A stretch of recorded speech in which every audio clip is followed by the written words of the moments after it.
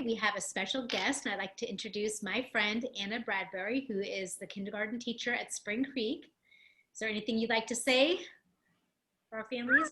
Hi. Thank you for joining us, and we really appreciate you taking the time to watch our video. Great. Yeah. Well, I know that right off the bat, she's a kindergarten teacher. Yeah, well, I know Leith and Taylor, you guys had the opportunity to interview some middle school teachers to get kind of a snapshot of what their day looks like. And we thought it'd be really great if parents could kind of get a snapshot of what some of the primary grades might look like. So that's why we invited Anna here today. Okay. So do you have a question for her, Crystal, to get things going? Sure, I would love to hear, I know what is kind of behind all of the work that you guys are doing. And I'd like to hear from you, Anna. How does your planning look like? What does your average school day-to-day look like for the kids? So my average day in kindergarten, we start out with a morning meeting at 8:15. Personally, I open up the Zoom meeting about 20 minutes beforehand so that parents can log in early and troubleshoot any sort of tech problems that might arise. That also gives me the chance to personally and privately invite in 1 or 2 students. So for example, this morning I had a student that logged in from a different computer. I didn't recognize the name. Luckily, they logged in early before class started, so I was able to invite them in, find out who it was, help them figure out how to rename their computer so that I knew it was safe to invite them into our class meeting. Then class begins. Since we're kindergarten, we start with a morning song, a little morning music. We usually share out how we're feeling. And then we do a calendar and days of the week and counting. After that, we take a short break, about a 15-minute break. I encourage them to go to the bathroom and get a drink of water and eat a snack, and if they have time, to play. I usually tell them what we'll be doing when we come back. So if they need some supplies, to use that time to find those supplies.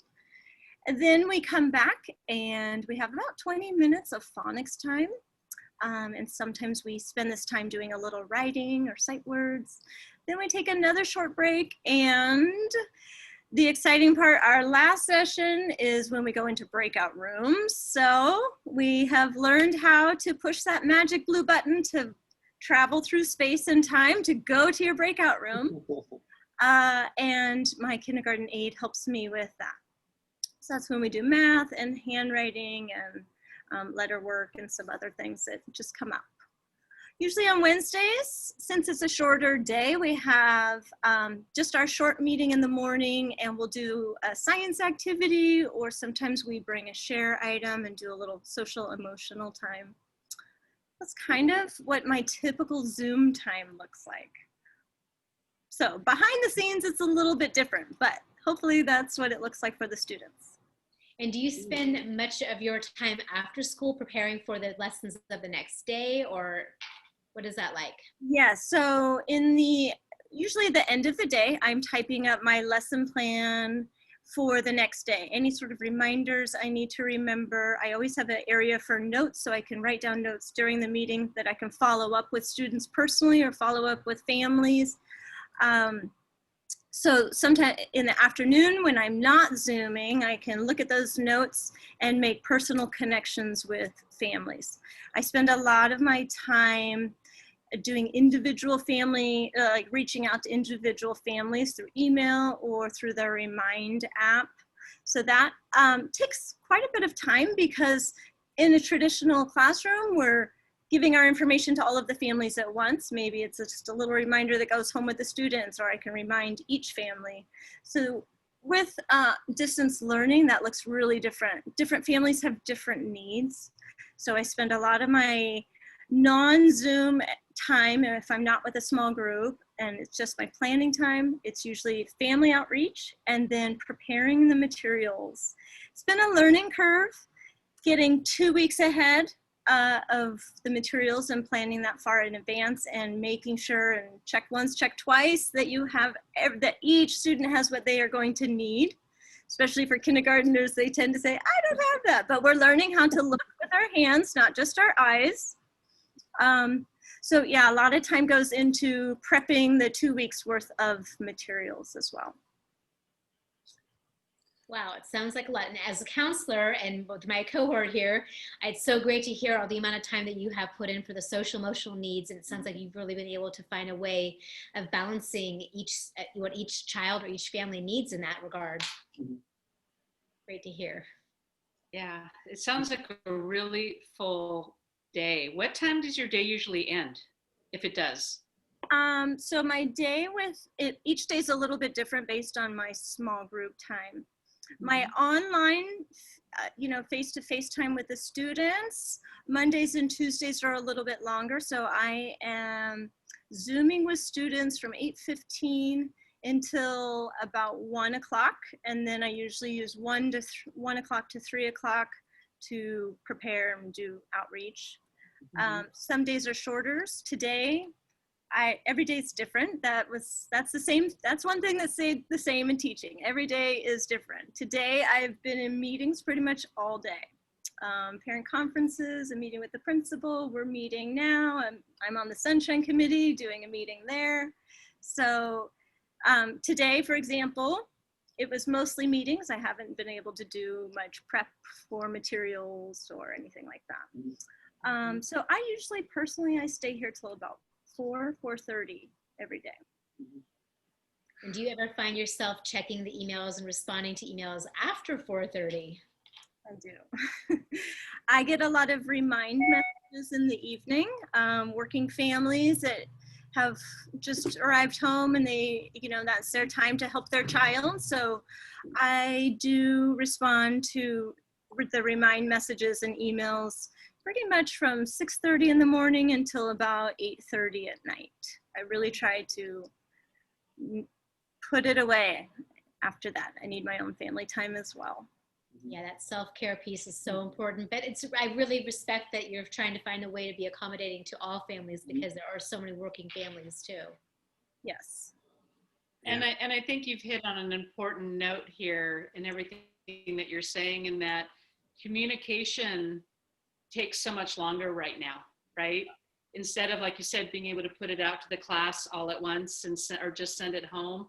Now it's like you have to contact the family, and maybe they'll contact you back, and then maybe you have to contact them again, and everything just takes just a little bit longer right now with this modality we're in.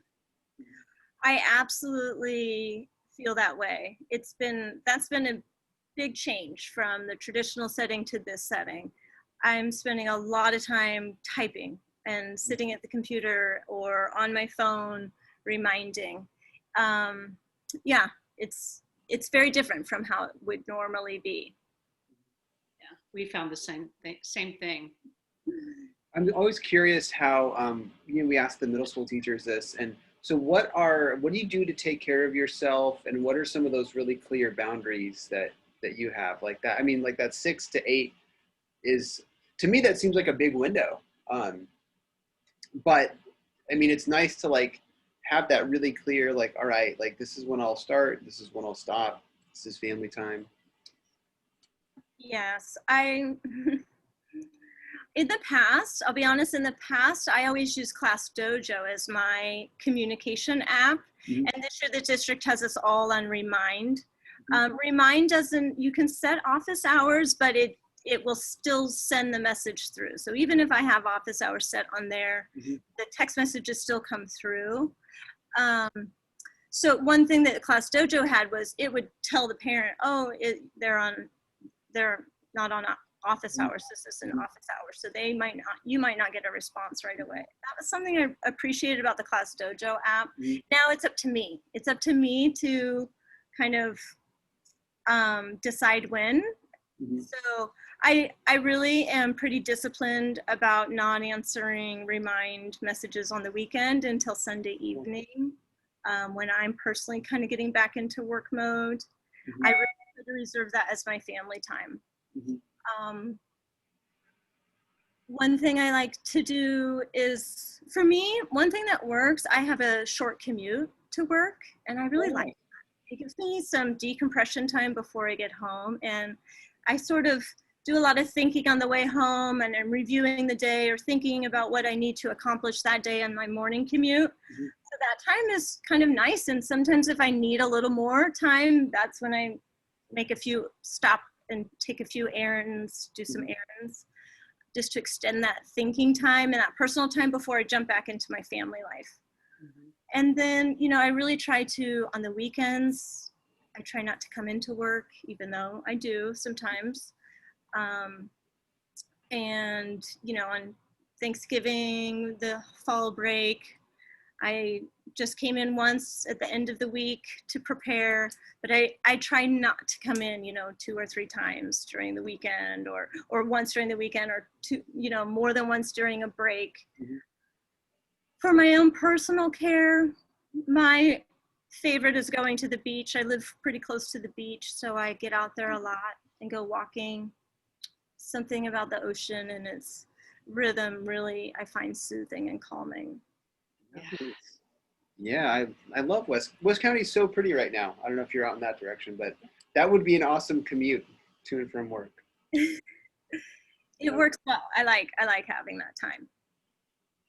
A lot of what I hear some parents talking about is that it's both, right? We have some parents that are like, oh my gosh, this is too much. And then we have some parents that are really concerned that their children are going to be behind. And I'm not really sure behind who, because this is a worldwide pandemic. But I'm just wondering if you can speak from a teacher perspective of some of the skills that you even see kids as young as 5 and 6 learning that might not even be academic necessarily. Right. So it's amazing, you know, as from a teacher, one of the challenging things about Zoom is that it's very challenging to do on the spot differentiation. That would be happening all the time in the classroom, and over the computer, it's really not possible. You had to prepare those materials 2 weeks in advance. So you can't provide them a challenge page because they finished early, or you can't have them come work with you privately while they finish up. So that might not be happening, but there are a lot of really positive things that are happening. I think one of the things as a kindergarten teacher, I'm really amazed and impressed with the soft skills that the kids are learning. This is, you know, I was talking with a parent recently and I said, it's really, when you think about it, it's amazing. There's a reason why kindergartners, we don't give them a desk. We're all at a table. We have a supply caddy usually in the middle of the table. We're passing the papers out right when they need it, right before the lesson. And now these young children, these primary aged kids, they're learning organizational skills. They're learning how to put things away. You know, we send home a big packet that's stapled and they're flipping through that packet. So there really are some other great skills. They're learning a lot. They're showing a lot of responsibility.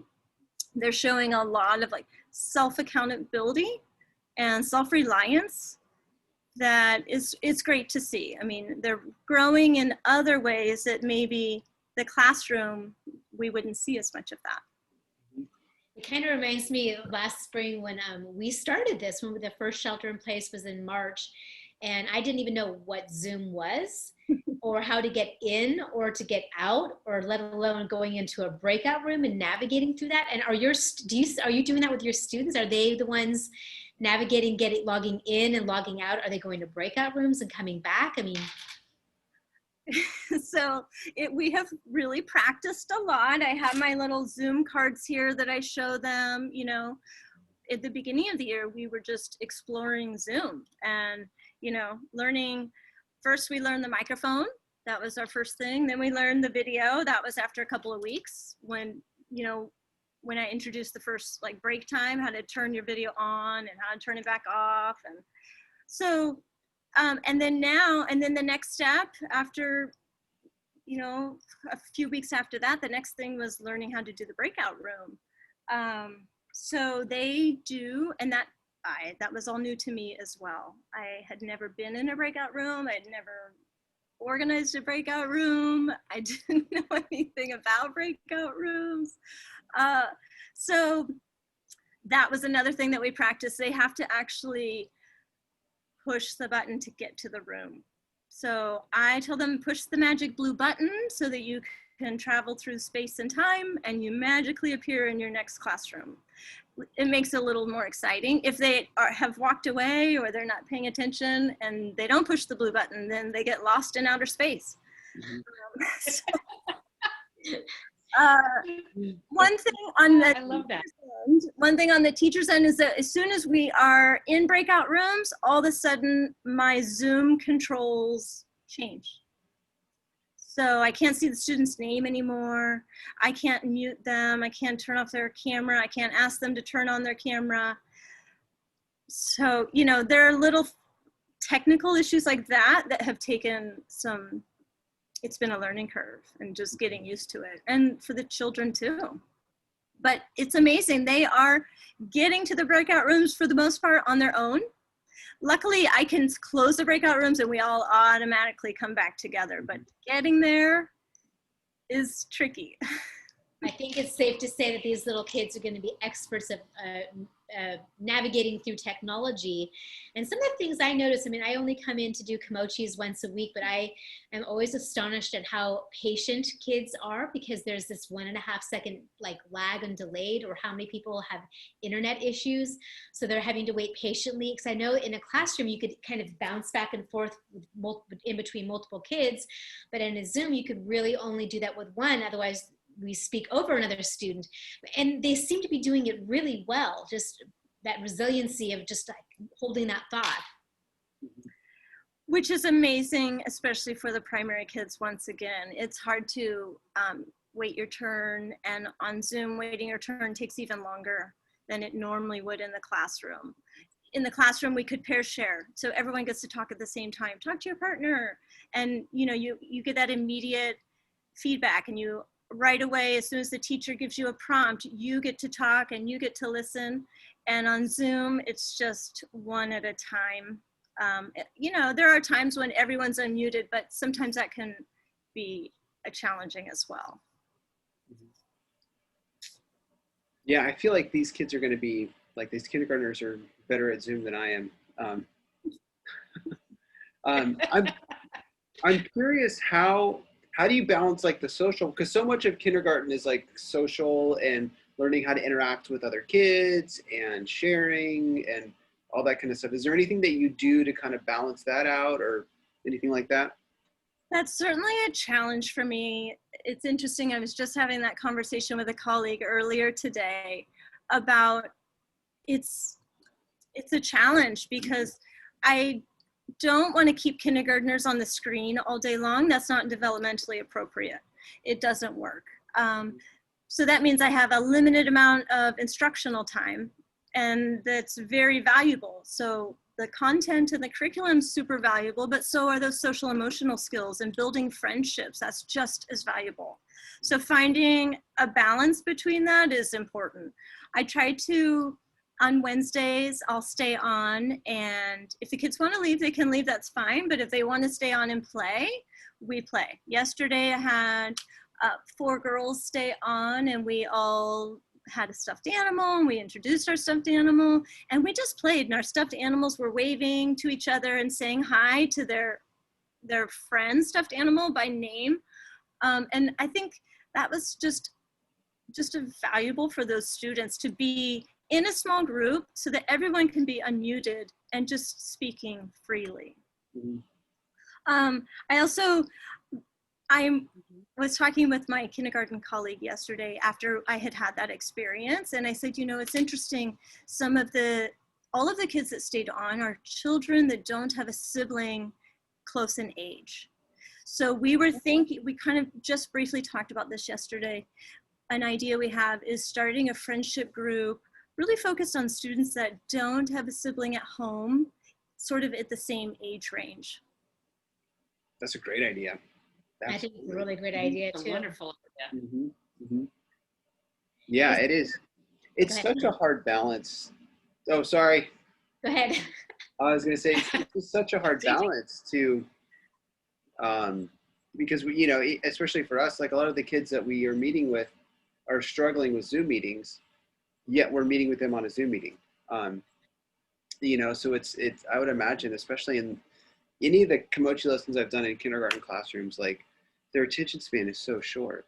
And, you know, I always feel bad if we're on a Zoom meeting after they've been on the computer all day. I agree. Right. Another time I really do rely on my colleagues that come into my classroom, like Krista comes and the librarian comes. So I kind of, in my mind and my planning time, that is also social emotional time. Mm-hmm. The story time with the librarian and our Komochi lesson, and then what I do on Wednesdays. So I'm trying to kind of provide that for them at least 3 days a week. I've got to say, your kids, your class rocks it. I mean, they are incredible. Most of them, I mean, Taylor, you were talking about the attention span. Not only are her students engaged and sitting still, which is super helpful for me on a Friday, because that's when I do my lesson, because by Friday, I'm kind of got that Zoom fatigue where migraines can start to set in, but her kids are engaged. They're totally participating. Almost every student raises his or her hand to contribute as far as the Komochi lesson's concerned. So I've had to kind of go a little bit over the amount of time because they are so engaged, which is super great. Awesome. You're our Friday superhero. amazing. We love having you on Fridays. Thank you. Thank you. It's a nice way to kind of start the end of the week because it's unstructured and it's free and we're feeding our souls like we need to after a long week of Zooming. So it really works out well that it's on Fridays. I'm just curious if you can give any tips or help to our parents of what helps to make a successful Zoom day for your students. What helps you to help them? I think that one thing that can help is some sort of routine, some sort of structure. So, for example, I start my meeting early just so that you can log on. I think the kids that are just logging in and the meeting's already started, that's a little harder than if the computer's on and you have the screen saying, oh, the meeting will start soon. And you have a few minutes to finish your breakfast or go to the bathroom, or you have more playtime still. I start mine with a song, so that gives them even another 2 minutes to sort of hear the song. Maybe they're in the other room and, or maybe they're ready and they're singing along with the song. So I personally suggest that parents try to log in just a few minutes early. That it signals to your child like class is about to begin. You're not late. The meeting hasn't started, but we are mentally and physically getting ready for school to start. So I think that's really helpful.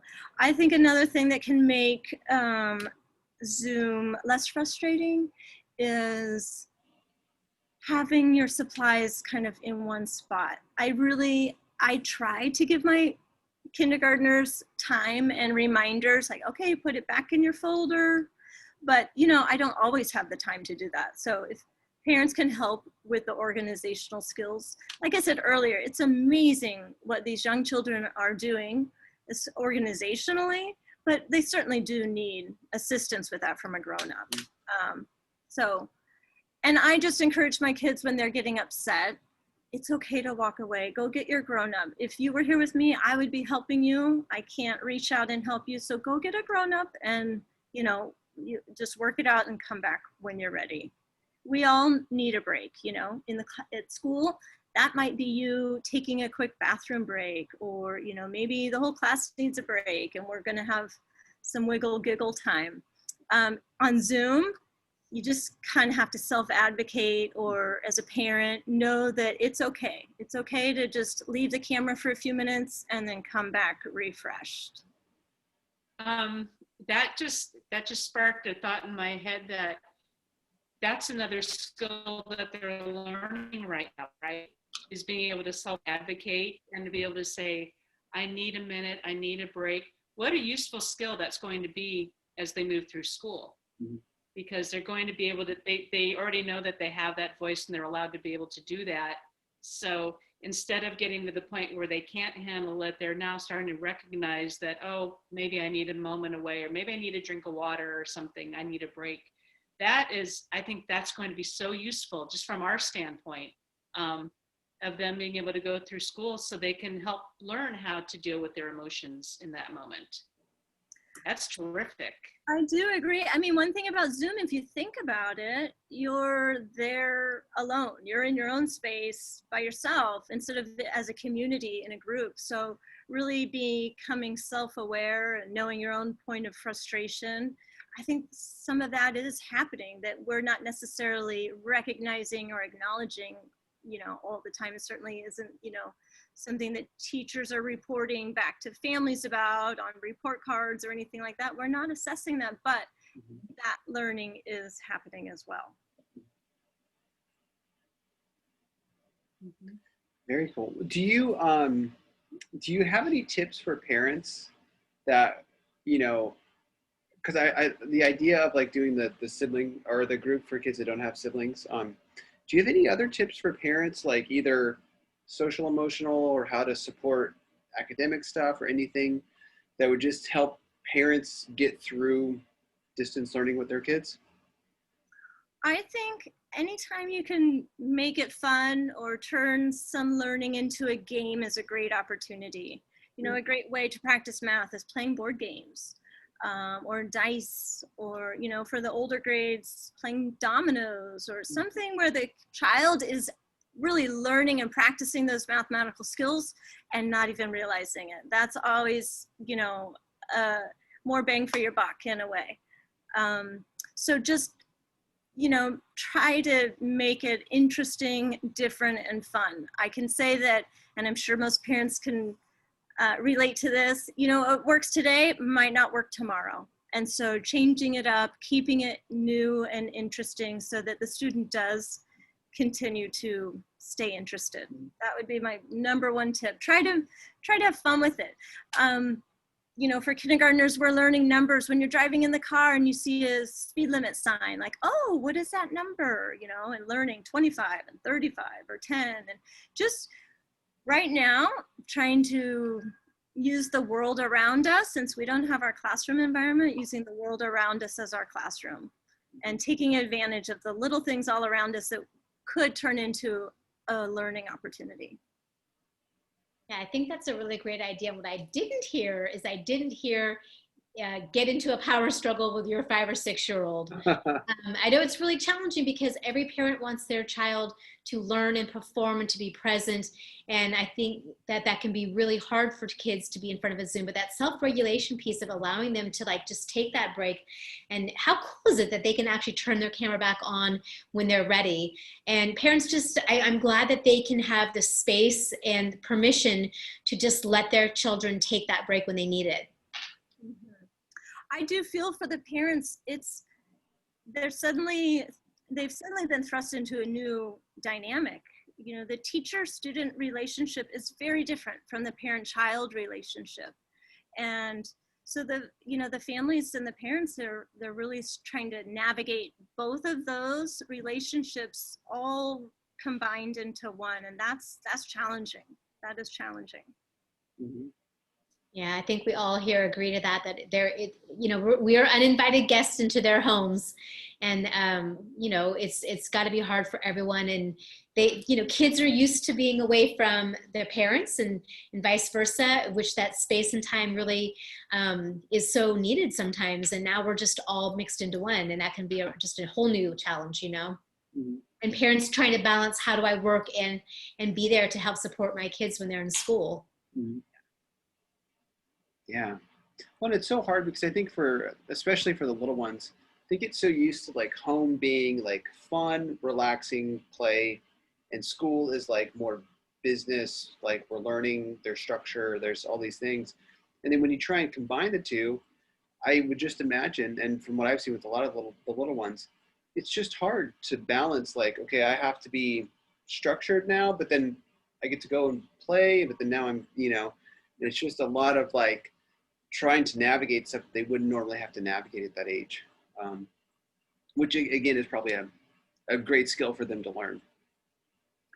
I agree. I think that, if things start to break down and there's a power struggle happening, that's a great way and a great time to sort of trick the kids into, like I said earlier, using the world around them, that they're learning from that and not realizing that they're working on a skill. spotting every speed limit sign on the drive to the grocery store and naming that number. Mhm. Your student might not recognize that what they're doing is academic. You're turning it into a game. I agree. It would be. It's very hard for the students once they get off Zoom to have a break at home, and then for the parents to have to reinitiate them into the work. That's challenging for sure. Mhm. Well, thank you so much. I think you've provided so much great information for our families and even giving us great insight as well. So thank you so much for taking the time for yet again another meeting. Mhm. Thank you. Thank you Yeah. for inviting me. We appreciate it. All right. Well, thanks, guys.